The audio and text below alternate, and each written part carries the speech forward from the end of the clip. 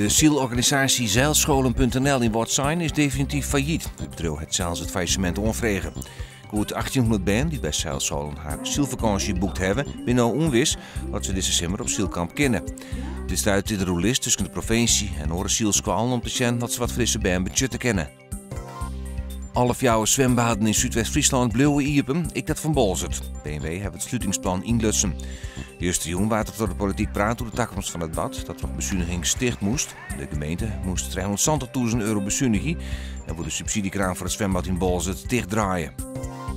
De leden van Stichting Scootziel in de Waarden denken erover om op te houden bij de scootszielerij op de Burgermar.